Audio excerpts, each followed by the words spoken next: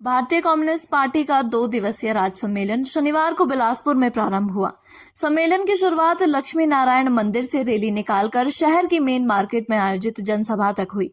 इस जनसभा में भाकपा के राष्ट्रीय नेता एवं national federation of Indian women की महासचिव एनी राजा ने केंद्र सरकार और आरएसएस की नीतियों पर तीखा हमला बोला। एनी राजा ने अपने संबोधन में आरोप लगाया कि केंद्र की मोदी सरकार और आरएसएस की मंशा देश को धर्मनिरपेक्षता के रास्ते से हटाकर हिंदू राष्ट्र बनाने की है।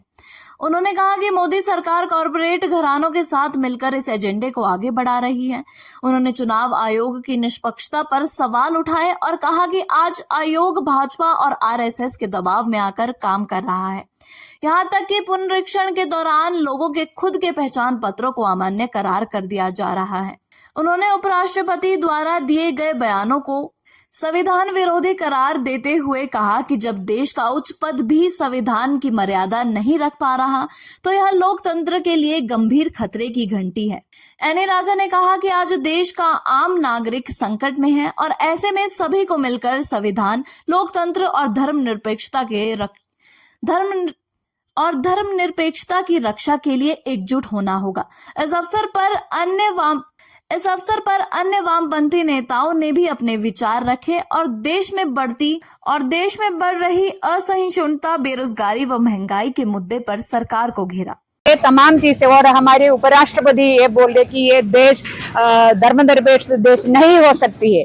हमारी इसका मतलब बिल्कुल ये है कि हमारे देश के संविधान को इस देश की उपराष्ट्रपति खुद उठा के डस्टबिन में डाला है।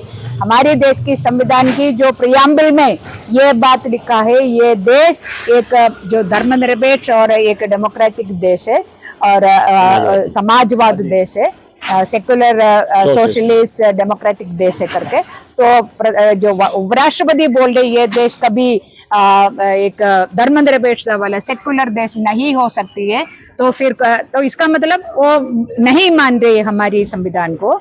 तो ये संविधान से इस देश के जनता का जीना है और संविधान नहीं है तो हम कोई नहीं है इस देश का। फिर सिर्फ जो धर्म के आधार पर जो ब्राह्मणिकल एक हिंदुत्ववादी देश होगी, इधर बाकी तमाम लोगों का तमाम जो हक है, संवैधानिक हक का कोई मूल्य नहीं होगा, कुछ भी नहीं होगा। ये एक बहुत बड़ा एक क्राइसिस पे देश और जनता आज खड़ा है।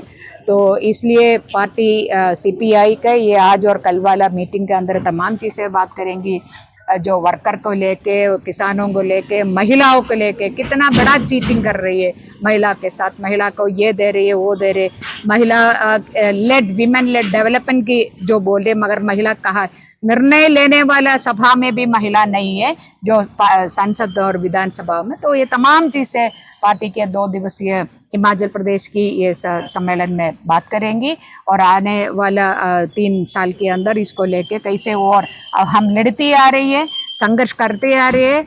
जो जनता विरोधी नीतियों के खिलाफ आरएसएस, बीजेपी का नीति और राज्य सरकार भी जनता विरोधी नीति कर रहे, तो उसके खिलाफ भी लड़ती आ रहे।